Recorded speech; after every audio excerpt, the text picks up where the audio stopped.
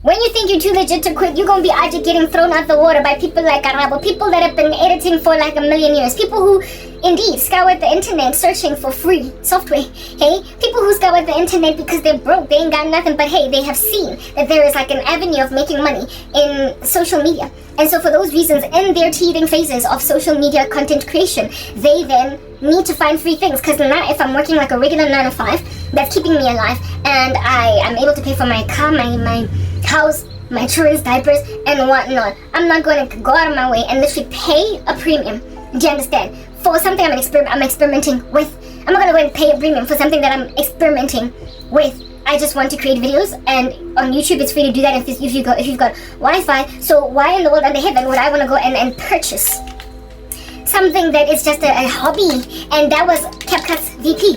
It was the value proposition. People who were hobbyists when it came to content creation loved the platform. Why? Because it was free and it didn't have a watermark. In the beginning it had no watermark at all, not even one go konengi or whatever. It had no watermark. It enabled them to collate their videos better even than iMovie, because iMovie, while it has no watermark and it comes free with Apple devices, it is just lackluster when it comes to features, effects, and all different kinds of pretty things that you can add there, nuts and bolts. It's not very what is this? It doesn't have options. It doesn't have a plethora of options as to how to edit. So that's why iMovie that's what I started with, right? That's the video editor that I started with, iMovie. But then I moved away from it because it didn't have, lots and lots of special effects. And also, well, as at the last iMovie that I had, the old one, I bought my Mac in 2000 and like proper 14, 15, 16, it's old. It's like almost as old as your teenage child. Alright, that's what's good. Yeah, that's when I bought my my Mac computer. So I don't know what they've ever since evolved on iMovie, but last time I checked, you couldn't even export anything other than an aspect ratio of 16:9.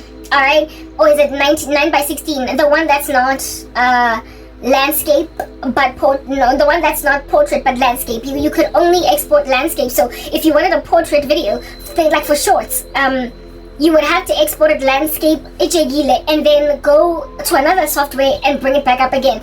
Those are the frustrations of iMovie. So when I moved over to CapCut and discovered that there were so many options at aspect ratios, that was another thing that drew me to that platform. So many, So when people want convenience, ease of reference, legroom to edit, but they don't want to pay a fee, because after all, like I said, I'm a dad, I'm a mom.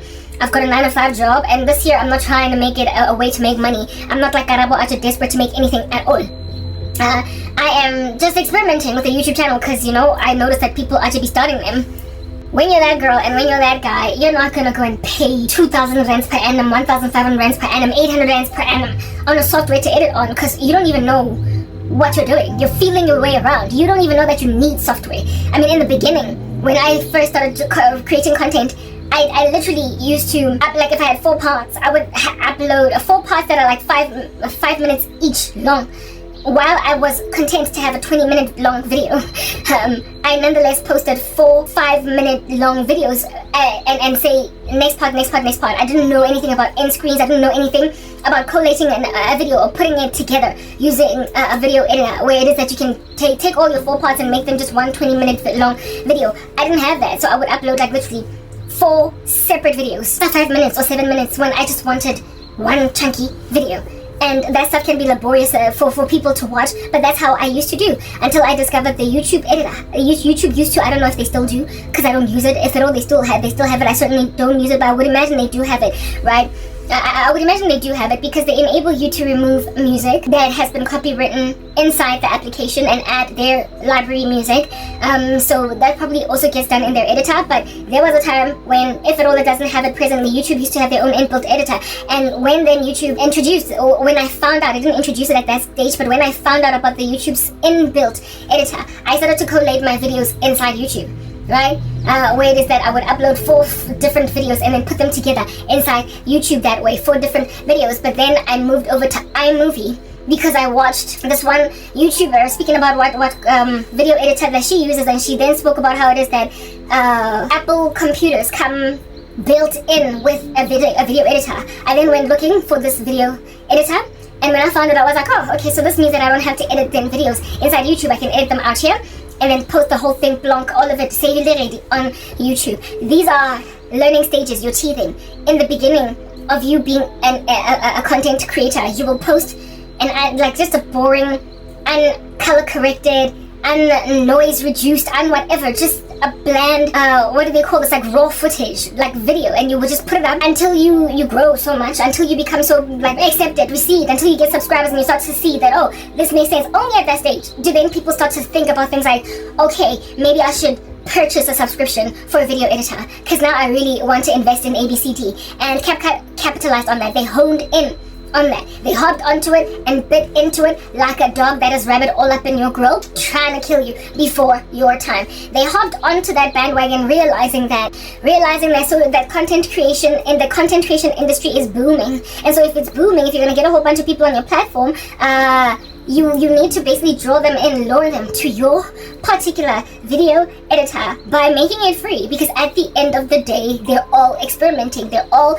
in university, they're all in high school, they're all working 9-to-5 jobs, they're not trying to make this their career. At some point, they will come to discover that they need to pay a premium for what it is that they're trying to do. But before then, let us be the go-to video content creator platform to edit, video editing platform to edit.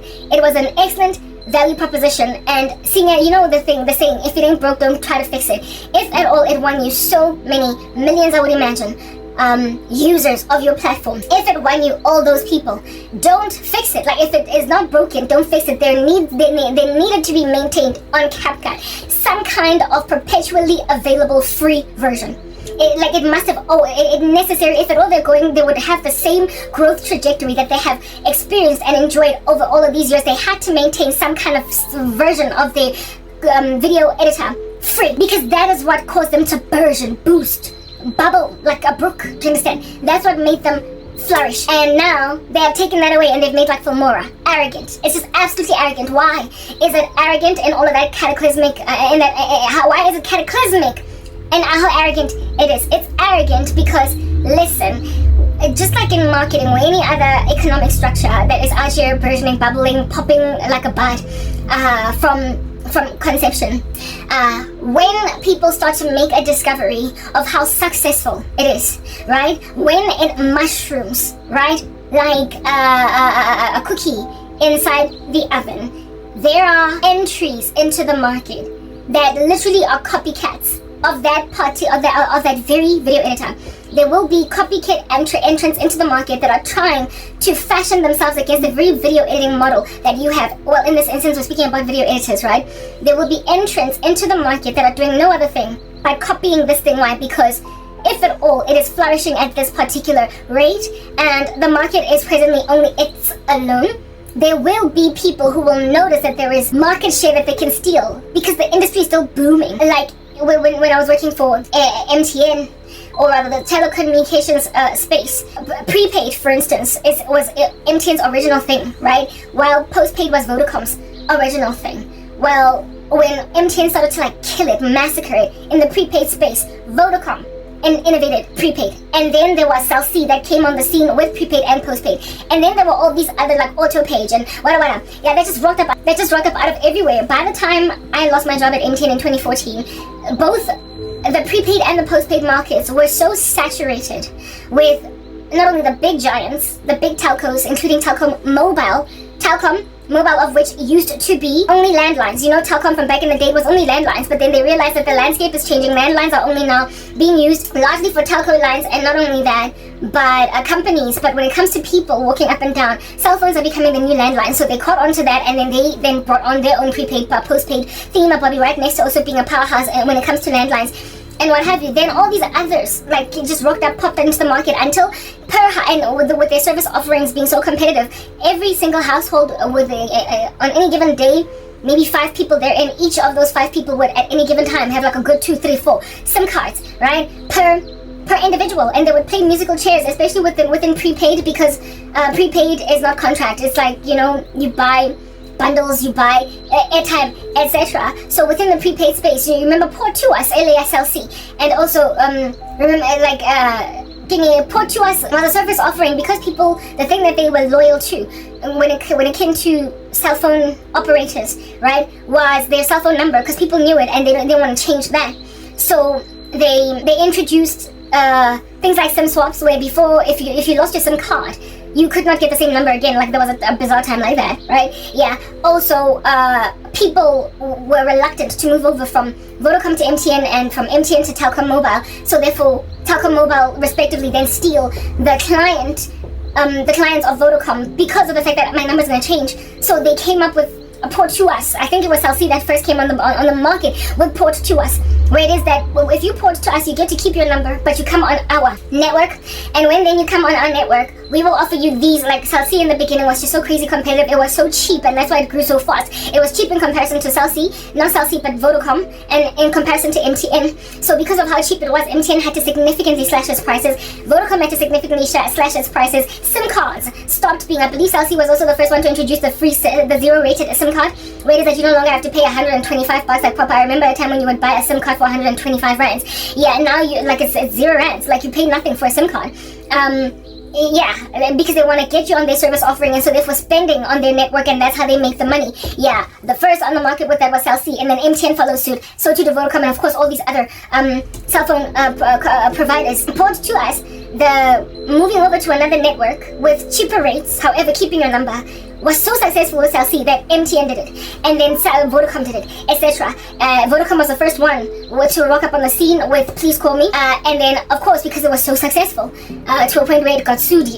The original innovator, it got so successful that now, and there was a time when the PCM, the Please Call, you could send as many as you wanted, but then it got taxing on Vodacom, and now they made it maximum 5, and they copied that exact model. Like literally nobody changed it. Still to this day, I believe the maximum number of PCMs that you can send is 5, or maybe slightly more. I stand corrected, but I'm on Telkom Mobile, and I know that I can only send 5 at any given moment, and I'm so broke that I actually know how many Please Call Me's you can send out there, because no longer is Karabo just roaming around these streets with free data or free airtime in Jeffela, because you know you made me broke like leg. Anyway, whatever. Yeah, the SIM card, whatnot, port to us, caused MTN and Vodacom to then climb that bandwagon. When then the cell phone market was burgeoning, booming, Telkom Mobile then became another giant to enter the space. Because it was already a telecommunications provider, however, for landline, it didn't have to start from the bottom like AutoPage or whatever, so it was already quite a big competitor, and their rates were really very competitive. Yeah, what I'm trying to get at is that when something is just thriving, booming, bustling, burgeoning, people are not just going to stand back and say, congrats, you're doing well, Sisi Nana. No, they're going to copy it. That's how it is. Entrance into the market purely because of an observation of how successful something is, and CapCut has got to have financial modelers, marketers, management consultants, auditors, whatever, like just anybody that is into random forecasting, to let them know that, hey, don't be arrogant. Don't be arrogant. Your VP, the thing that worked for you, if it is not broken, please don't try to fix it.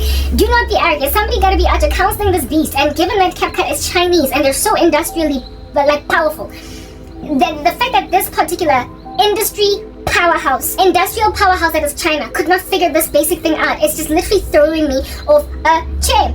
China is known for scale. Do you understand? Scale, that like they are so good with economies of scale type sales models. They love to make lots of like just a cornucopia of stuff. They're good at that, right? For cheap, near and free, tending towards zero the price they're in. And the way they make money is just by selling relatively good quality stuff for ridiculous prices. Hence why Temu does so well. It is Chinese in its rudimentary space, right? Yeah.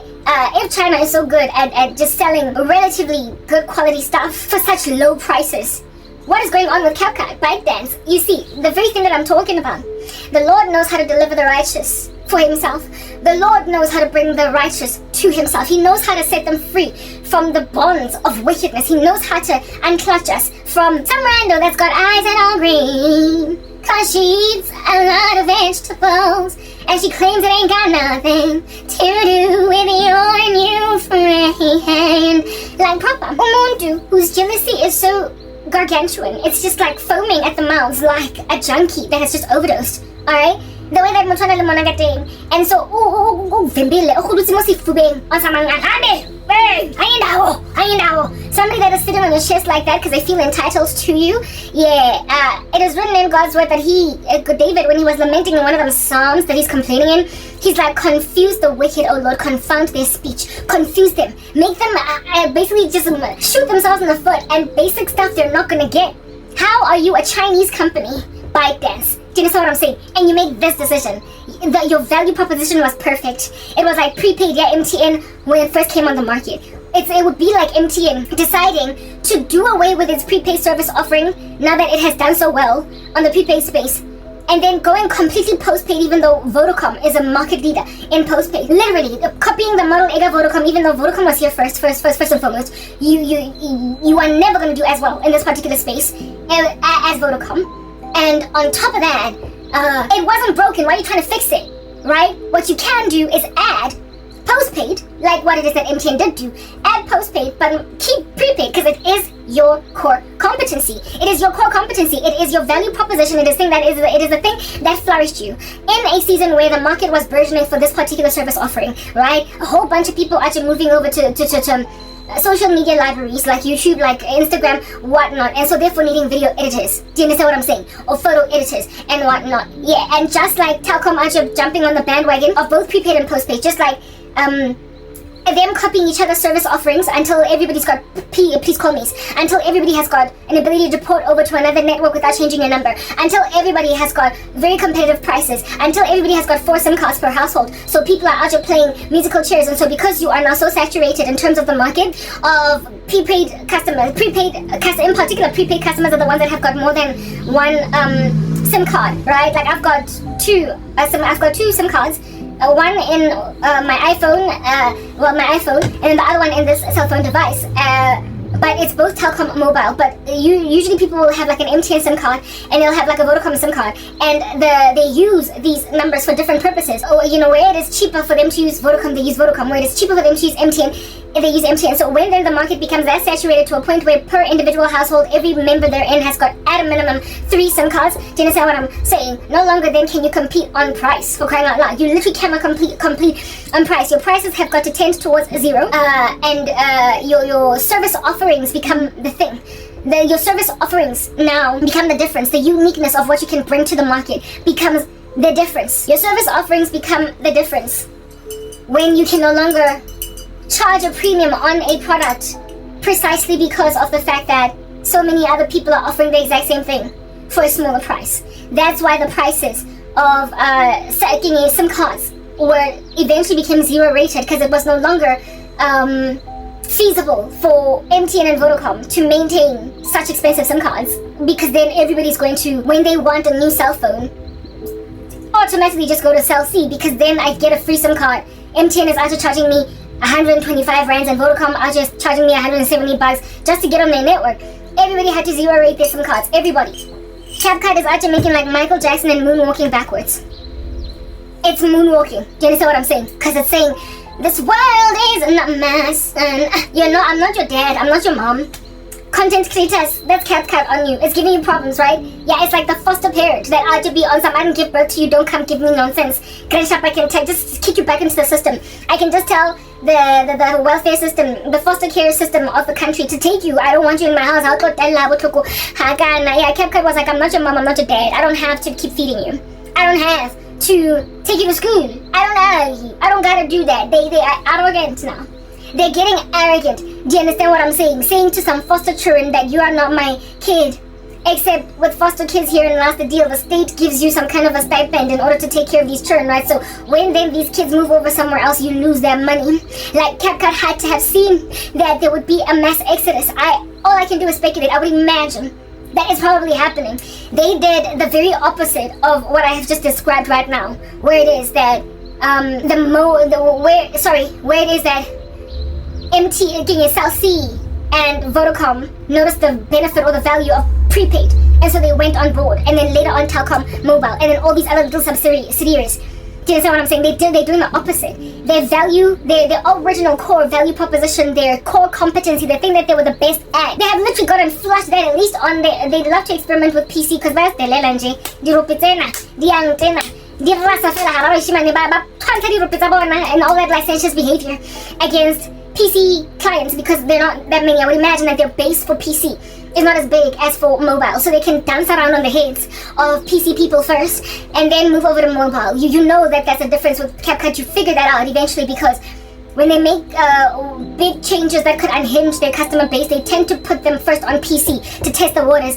And then if it doesn't take, then they don't put it on mobile. Or features that you really love, that you really need on PC, not on PC, sort of put on mobile, you will notice that they disappear. Like they take them away from mobile, but they don't take them away from PC. Like captioning is still free. Well, before that heinous watermark, captioning is still free on PC, whereas long ago, I mean like a year and a half ago, they took away captioning on mobile. Right? Certain makeup features, certain this, that, the other, what a fish place I could go on. There was a time when on mobile you could also take out filler words, basically jump cutting and whatnot. They took that away, but it has never been available, however, on PC. But what I'm trying to get at is that because their PC base is so small, most people who use CapCut are largely on mobile.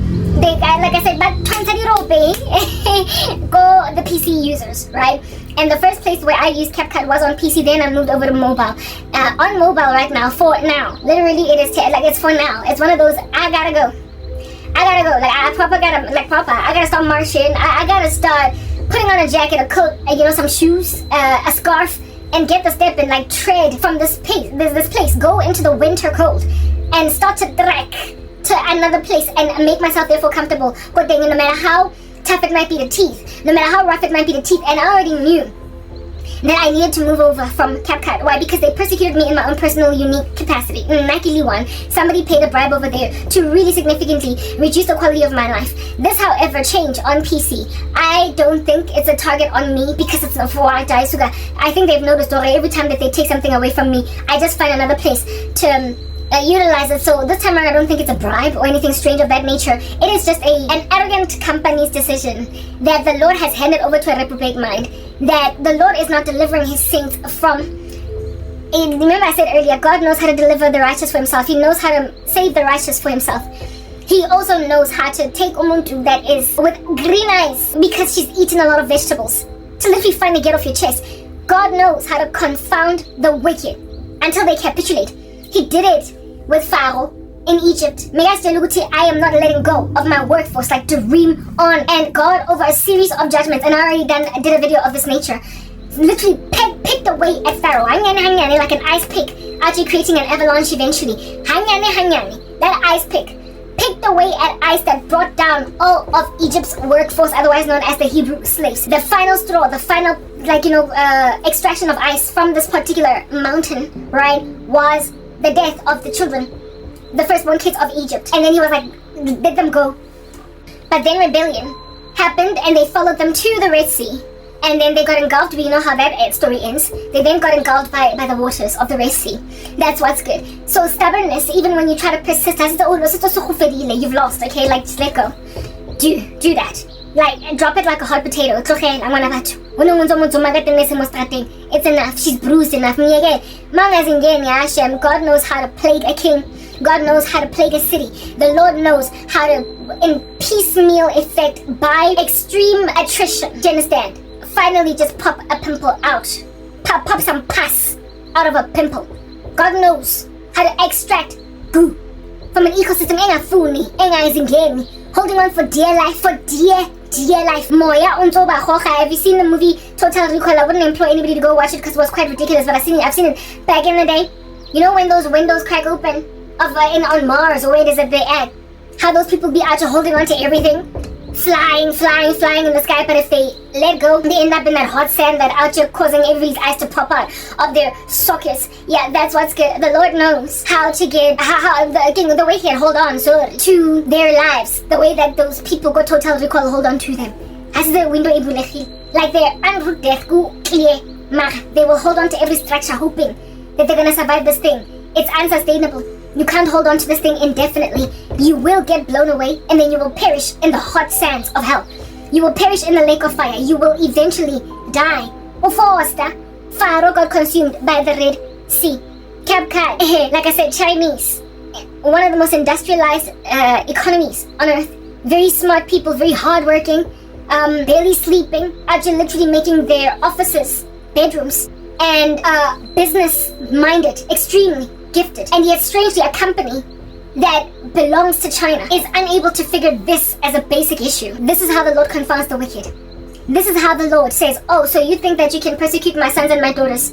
You think that you can use your platform that is TikTok to harass saints? Archer just bringing down their channels, their accounts, without even giving them an opportunity and avenue to appeal. I told you guys that they took away, I would start a new platform, a new channel, not channel, but a new account on TikTok. And after 2 days, even though I haven't posted anything that doesn't make sense there, like nothing that would cause that level, that kind of reaction, I would try and go back to my account to post again, and would be gone, and I would not get an email, nothing. No even opportunity, availability for me to, what is the word that I'm looking for? Appeal.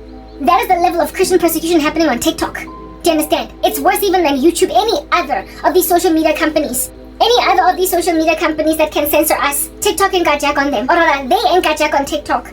There was a time when Facebook was ridiculous, but even at the height of its ridiculousness, before Mark Zuckerberg made that decision that he made, yeah, they did not come close to TikTok. There is no single social media platform that is more persecuting of the body of Christ than TikTok. And it makes sense. Why? Because it's Chinese and their country is, by voice of the martyrs, one of the most top ranked when it comes to Christian persecution. So of course their platform harasses saints. It harasses saints. Yeah, anyway, whatever. I spoke about how it is that TikTok, because of what it's done, not TikTok but ByteDance, because of its policies and principles against saints, and because also of that stupid bribe that was taken to harass my particular life, and also the lives of many saints, the sabotage of us as Christians by this company that is ByteDance has caused the Lord to make an executive decision like he is a president of a country. He has made an executive decision to scrap this company over time. He is going to eliminate TikTok. The day's gonna arrive when you click on your phone and there's no TikTok. When you will remember that it's gonna end up like, no, is it MySpace, hey? Or BBM, BlackBerry Messenger, after getting slapped out the way by WhatsApp. Yeah, it's gonna be one of those things that you remember. Vine, from back in the day that you used to use, but now it's no more. That's what's gonna happen. And how it is that a company falls apart is piecemeal.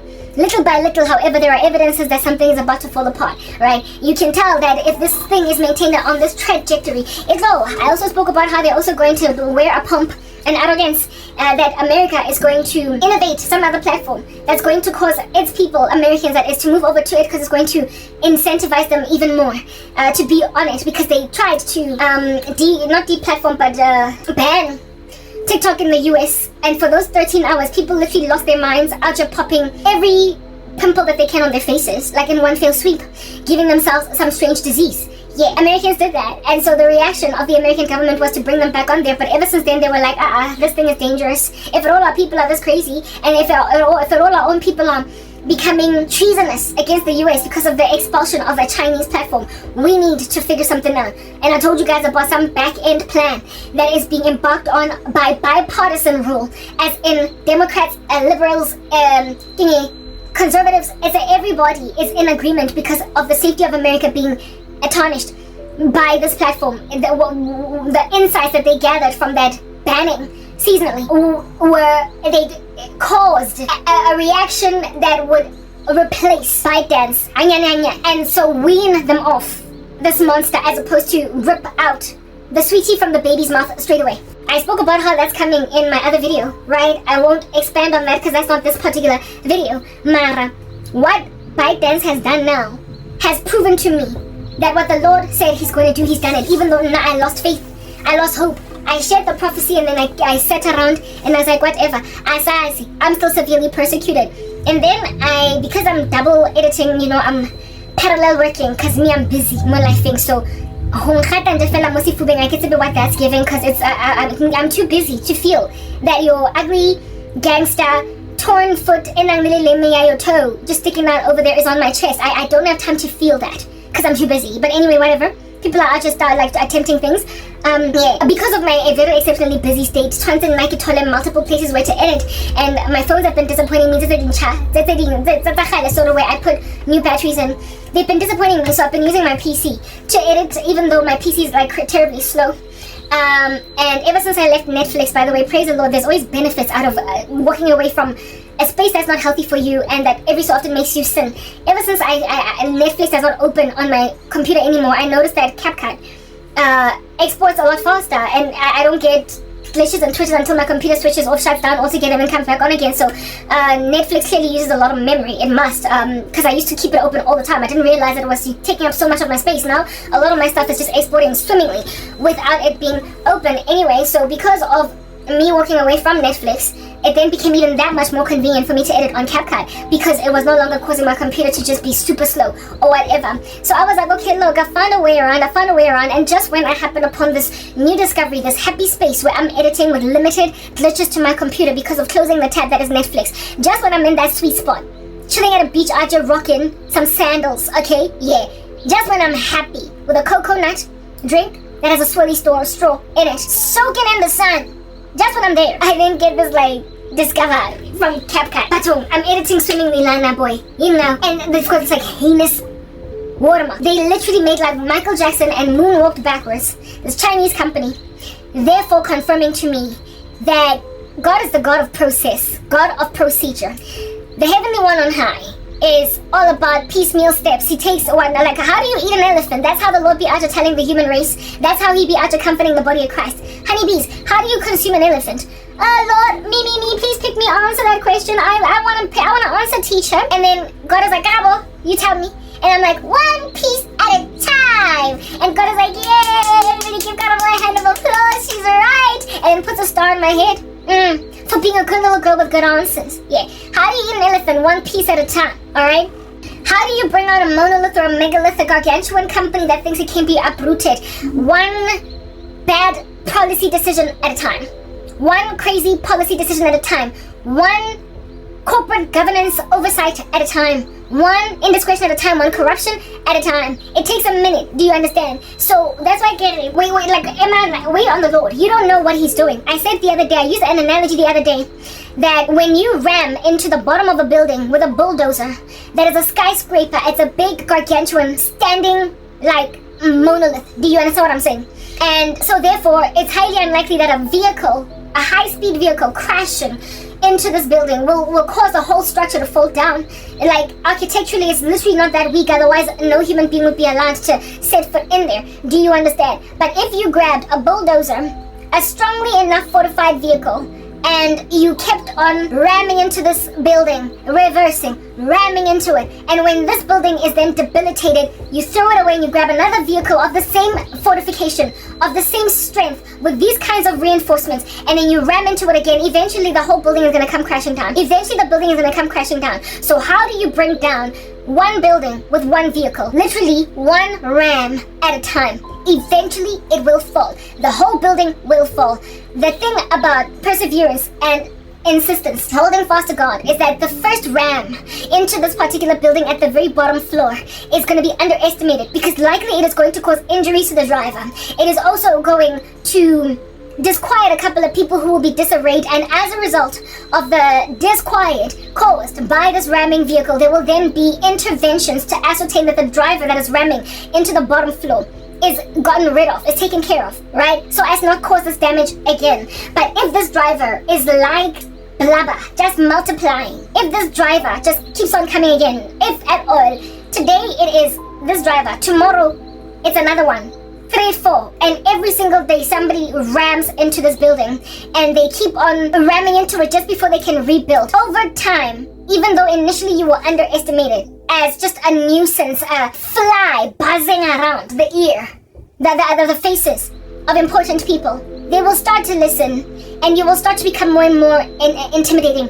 And when you start to clearly be a force to be reckoned with is when the building is endured through instability now. It is swaying left and right like a tree. Do you understand? In its foundations, because you have clearly destabilized an otherwise a historically very stable structure. So that's when people start to more or less take you seriously. And so ramping up in this season will be attempts to neutralize you.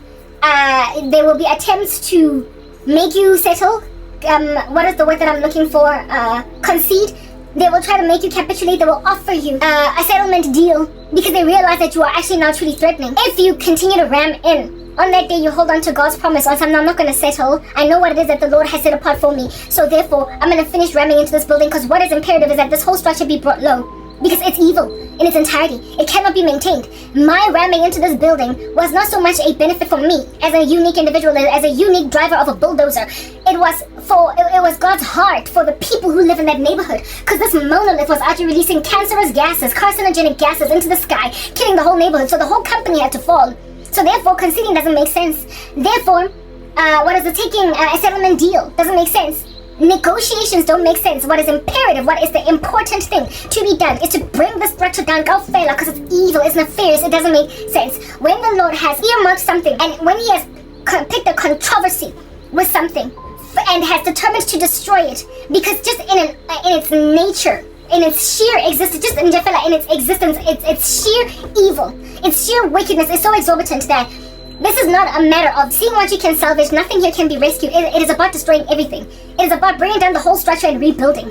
When the whole structure must be brought low and rebuilt, there will be, of course, a lot of resistance, right? And there will also be attempts, like I said, to negotiate en route finishing this job when you now are clearly a scary force impending this building. They will try to negotiate with you.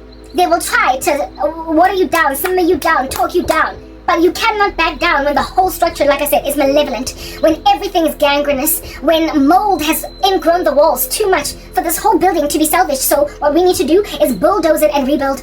Otherwise, people living here are always going to come out with some kind of a disease on the other side. So, definitely for public safety, building and down. But there will always be people that are holding fast to a structure.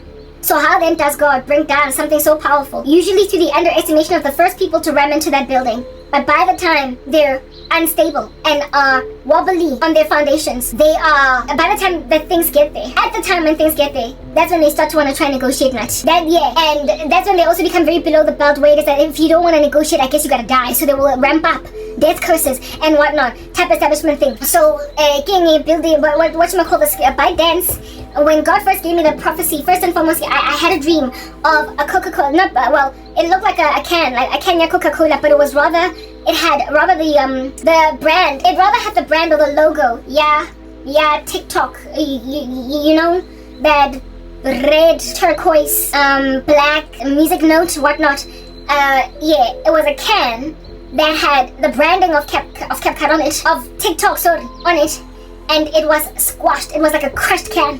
It was a crushed can. And when I first had that dream or that vision, it happened on the day when I tried to go into one of my TikTok accounts to post, and I couldn't find the account. It had been suspended, deleted, and I did not also have an avenue to appeal.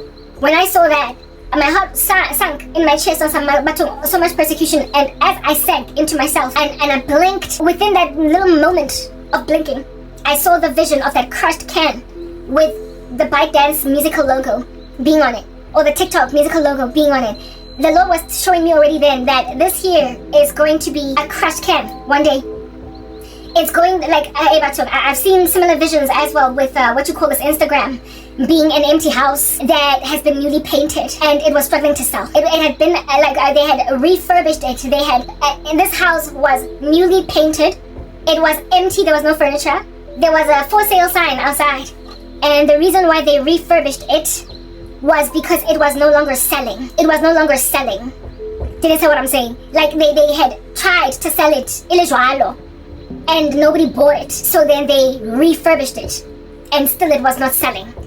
That was the Lord showing me the judgment on Instagram. When did I get that vision about Instagram? When I started an Instagram page, I started to post on Instagram, and on like the 5th day when I went back to post, my account was suspended.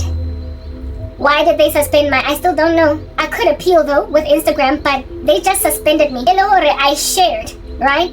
I shared, what do you call this thing? I shared you know how Instagram and Facebook are sort of kind of synonymous now? I had shared on Facebook, I would post, but then you can post at the same time. When you post on Instagram, you can post at the same time as on Facebook. It'll just upload and it's there, so you don't have to double post or whatever. So I would click that button, that box, so that says that post on Instagram too. I did that. I linked my Facebook and my Instagram so as to shorten my time of uploads, and on Facebook I was able to upload as many videos as I wanted without anybody canceling my account, deleting it, nothing. But the same account on Instagram where I posted the same content that I posted on Facebook, because of the number of videos that I uploaded, Instagram made a decision to suspend my account because I had afflicted community guidelines or something. And I figured that it was probably because of how many videos I posted. But there is no social media platform that out here be suspending your account for posting many videos. They just tell you you've posted the quota for the day. You've posted enough for the day. So get away, come back after 24 hours. Everywhere it was like that. Facebook, it was like that. Even TikTok, it was like that. YouTube is like that. There are a maximum amount of videos that you can post a day. Even though on YouTube, by far, you can put the one platform where you can post the most without getting any grief. But I have posted before when I tried to start my new channel. I tried to post all of my shorts that were from my old channel onto my new channel, all of them on YouTube at the same time. But then YouTube said, you've posted enough for the day. But by then I posted like a lot, like hundreds. Right? Yeah, that's what's good. All that YouTube said was that come back tomorrow. Come back after 24 hours. Instagram suspended my account. And when they suspended my account, that's why I don't have an Instagram page. That's why still to this day, I don't care about Instagram. Yeah, when they did that to me, again, I'm sitting in my space, slumped, feeling all sorry for myself. And the Lord then gives me this vision of this empty house with an Instagram logo on it. So God showing me that this is Instagram. Right? And there was a painter therein that just painted the walls, and it was all clean inside and refurbished, outside of which there was a for sale sign. And I had an understanding from the Lord that they will try to sell it but not be able to. They will try to sell it but not be able to. I asked the Lord, does this also apply to Facebook? He didn't say yes or no, but certainly what I saw in my dream was that only Instagram was implicated. So essentially, even Mark Zuckerberg's merger with Instagram was just a waste of time, waste of money. I believe Facebook is going to be salvaged, but Instagram is a goner. So when then these platforms, when God showed me Oscar Foster, they don't try again because but anyway. I backed off. I was like, okay, that's why I don't post anymore on TikTok, and that's why I don't even care to start on Instagram, because it's going to be gone and it's going to struggle to sell, so much so that they are going to refurbish it. So the code and whatnot, they're going to try to refurbish it so they can sell it again and reimagine it as something new, so they don't lose all their money, but it's nonetheless going to just lie there empty as a house that has been bought, right? That is not being bought, even though it's been put on the market. Type establishment thing. These visions that I get about these companies, right, falling apart. Of course, as time has been progressing, I've been saying to myself, but at what point is Insta gonna be gone? Listen, I'm so praised to He, so I'll be back. Yeah, I'm back. Oh, and go Does shushu mean cold or hot? Hakimako, relax, okay? Ploma. Because if you're gonna be all up in my grill,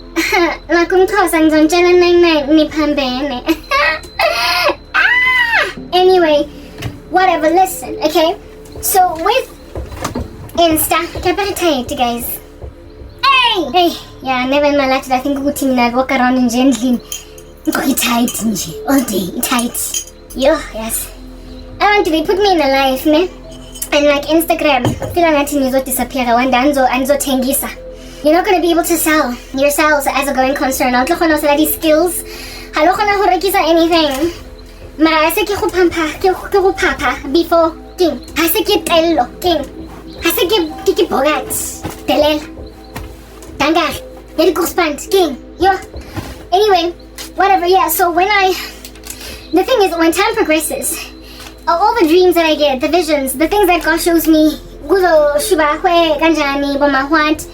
Nini, 5'2", Jampas, God, Marangi Bonisa, these things. I am seasonally excited. Because,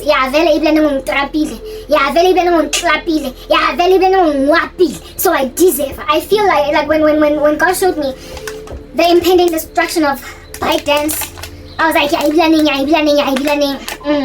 feeling all like y'all gotta go, cause you hurt me, you know? Mara, when time progressed, when he showed me the same thing with Insta, I was like, yeah, very planning, right? But then, time, disillusionment, sorrow, hey, disquiet, sitting around on some padlai. They still thriving, they still getting fat, making like a contest in a 500-pound life. They still out here full of food. They still sleek, They still there like a bear. Everywhere they be going, people be like, who you be, hey? Everybody trying to get their autograph. And I'm still suffering. Yeah, so over time, I'm just, I literally tell myself, Petty, you didn't see right. You are hallucinating. When I like to, maybe you do need to go to a psychiatric hospital. Everybody's out there like rooting for you to be checked into Sterkfontein. Maybe you should just voluntarily take yourself there, girl, because you seeing things. You be seeing things. Aberrations, ghosts, hauntings, poltergeists, cups and saucers flying all over your walls. You're seeing things. But then time, do you understand what I'm saying? Time then shows me that God is a God of procedure. I will wait for him. God is a God of providence. I will wait for him. He works on things, just like that analogy that I used last time in my other video of ramming into a building at the bottom. Initially, you will be looked at as a nuisance, a menace, and just feel like that needs to be removed off the scene of the accident. But if you keep on ramming into this building at the bottom of it over years with the same bulldozer or different bulldozers, eventually you will bring that entire building literally to its knees, having been brought low by just one bulldozer or two or three, however many iterations of these bulldozers came over the years. Because a lot of times the bringing down of a monolithic structure tends to be a couple of people struggling over some time, speaking the same things, lamenting against structures, and the martyr of yesterday becomes the foundation of the protagonist of today. So, Anazuti, how long people have been fighting these malevolent structures, but there's no way that you can run entire cults, secret societies, wreak havoc in a country, sacrifice family members and whatnot, without there having been people lamenting, complaining. I told you guys in my other video, not the last one from this one, but some other video that is presently online already, that there was a family, where I used to stay in Soweto, where the kids just kept dying. They just kept dying. And the Lord then confirmed to me once I came to the Lord Jesus Christ that, remember those kids from that household? Nearly the human sacrifice ritual.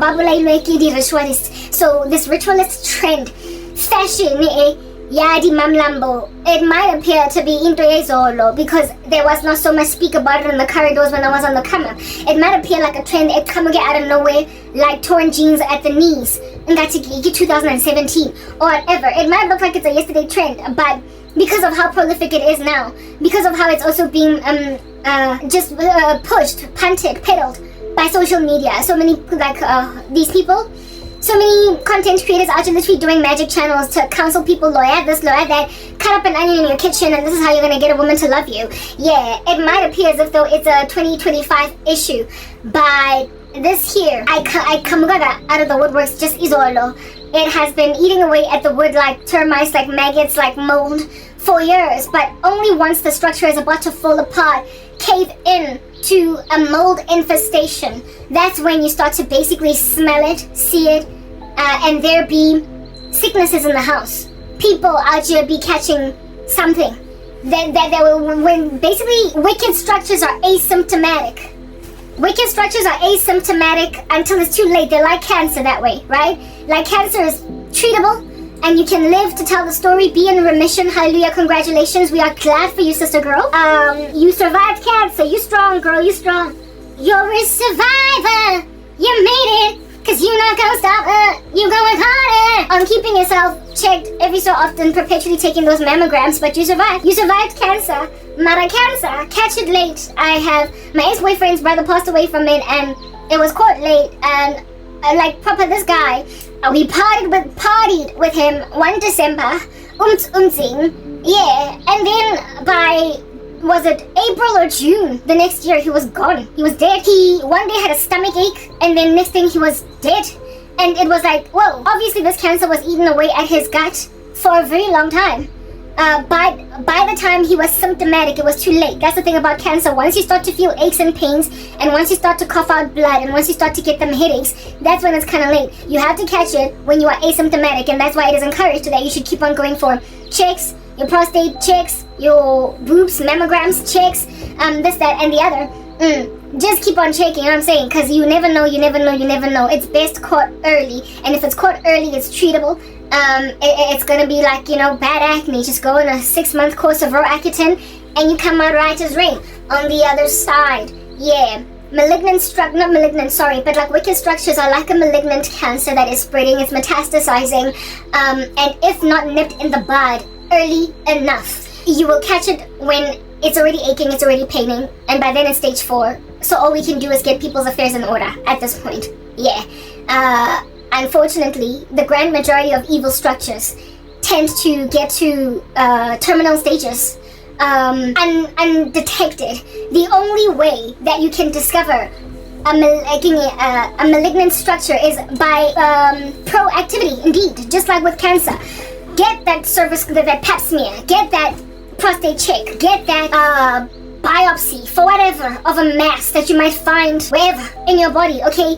Get it did early. So it's not impossible for a nation to not have to endure the nth degree of a violently malevolent structure, a situation. It's not impossible for it to start rearing its ugly head and then fall apart. It is, however, in 2025 in these last days, highly unlikely, because we are living in a perilous time, a wicked time where people are lovers of themselves, lovers of money, boastful, proud, blasphemous, disobedient to parents, unthankful, unholy, truce breakers,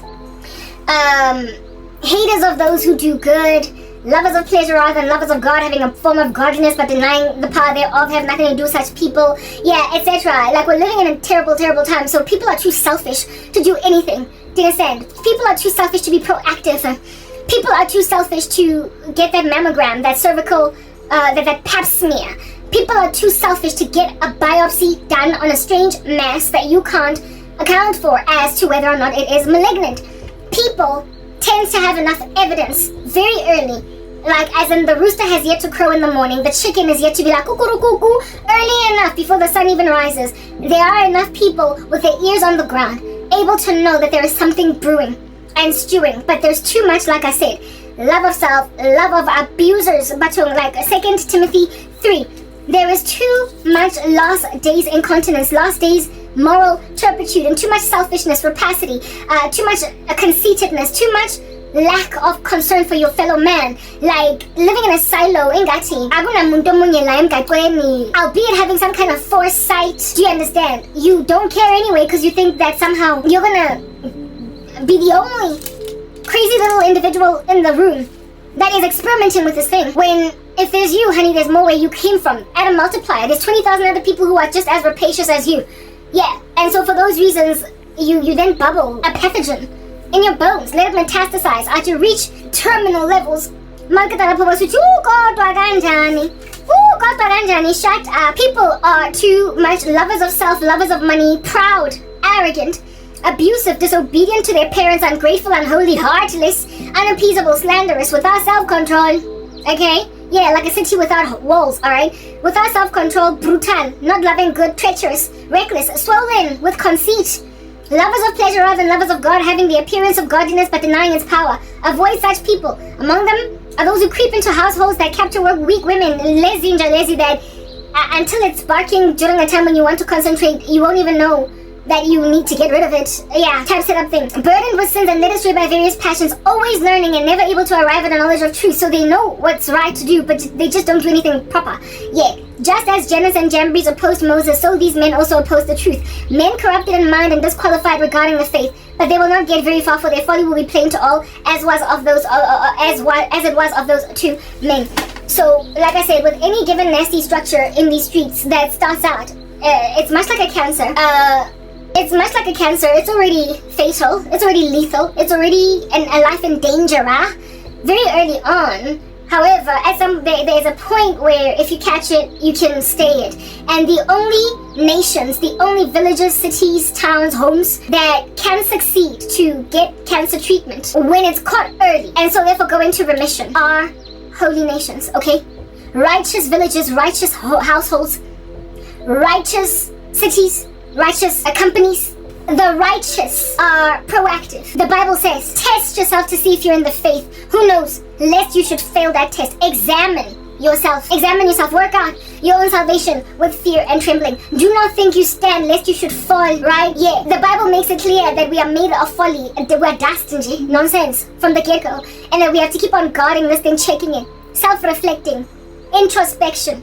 It is imperative to do that perpetually. Therefore, a righteous nation walks by righteous principles. A righteous household, a righteous village, a righteous, you get my point, structure, walks by righteous principles. Self-examination, therefore, is imperative, meaning that just like that breast test where you are to be squishing yourself like it's a stress ball just to see if there is a lump and a bump therein, yeah, it can save your life.